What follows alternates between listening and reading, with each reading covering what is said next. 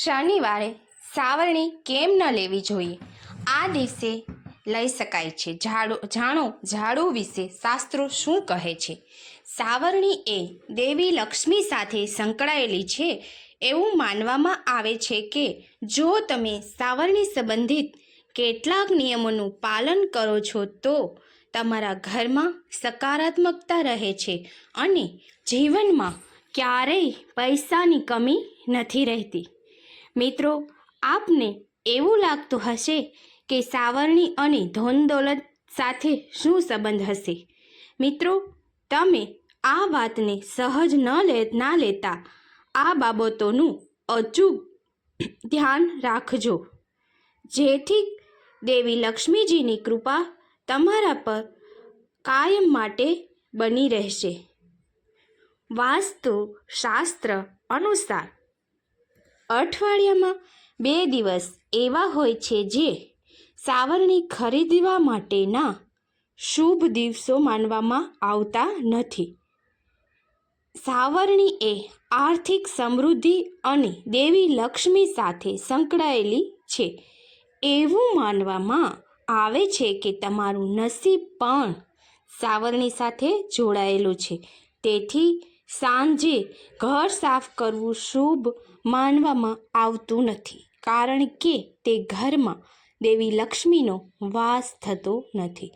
જ્યોતિષશાસ્ત્રની સાથે વાસ્તુશાસ્ત્રમાં પણ સાવરણી સાથે જોડાયેલા ઘણા બધા નિયમો છે. વાસ્તુશાસ્ત્ર અનુસાર કેટલાક દિવસો એવા હોય છે જે સાવરણી ખરીદવા માટે સારા માનવામાં આવતા નથી. આવો જાણીએ કે વાસ્તુશાસ્ત્રમાં સાવરણી ખરીદવા માટે કયા નિયમોનો ઉલ્લેખ છે. શનિવારે સાવરણી ન ખરીદવી. તમે સાંભળ્યું હશે કે શનિવારે તેલ અને લોખંડની વસ્તુઓ ખરીદવાની મનાઈ છે, પરંતુ વાસ્તુશાસ્ત્ર અનુસાર શનિવારે સાવરણી ખરીદવાથી તમારા પર દેવી લક્ષ્મીનો આશીર્વાદ નથી આવતો. શનિવારે સાવરણી ખરીદવી પણ શુભ માનવામાં આવતો નથી. આ દિવસે સાવરણી ખરીદવાથી માં લક્ષ્મીના આશીર્વાદ મળતા નથી. તેથી જો તમે તમારા જીવનમાં દેવી લક્ષ્મીના આશીર્વાદ ઈચ્છો છો તો શનિવારે સાવરણી ના ખરીદો. તમે શનિદેવના ક્રોધથી પણ પીડાઈ શકો છો. ધાર્મિક માન્યતા છે કે શનિવારે સાવરણી ખરીદવાથી શનિદોષ થઈ શકે છે અને ઘરમાં આર્થિક સંકટ આવી શકે છે. સાવરણી ખરીદવી ક્યારે શુભ છે? જો તમે તમારા ઘર માટે સાવરણી ખરીદવા માંગતા હોય તો તમે તેને શુક્રવાર અથવા મંગળવારે જ ખરીદવી જોઈએ. આનાથી તમારા જીવનમાં દેવી લક્ષ્મીજીના આશીર્વાદ તો રહે છે, સાથે જ તમારું ભાગ્ય પણ મજબૂત બને છે.